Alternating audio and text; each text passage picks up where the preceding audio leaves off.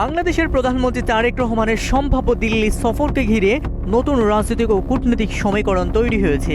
ভারতীয় শীর্ষ গণমাধ্যমগুলোর বিশ্লেষণ বলছে, এই সফরকে ঘিরে তৈরি হয়েছে কঠিন কিছু কূটনৈতিক শর্ত।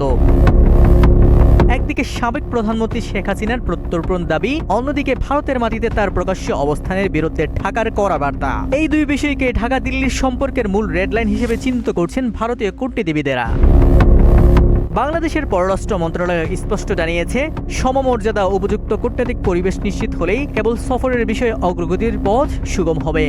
অন্যদিকে ঢাকার এই অবস্থানের তীব্র সমালোচনা করে ভারতের সাবেক পররাষ্ট্র সচিব কানওয়াল সিবাল বলেছেন, তারেক রহমান নিজের জন্য এমন একটি গর্ত খুঁড়ছেন যা থেকে বের হওয়া বেশ কঠিন হবে।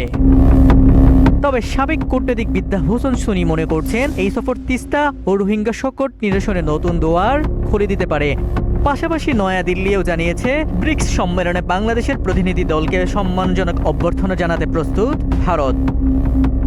শর্ত, যুক্তি আর কড়া বার্তার এই দোলাচালে শেষ পর্যন্ত ঢাকা দিল্লির সম্পর্কের জল কোন দিকে গড়ায়, এখন সেটিই দেখার বিষয়। মেহেদী হাসান তানজিম, নাগরিক টিভি।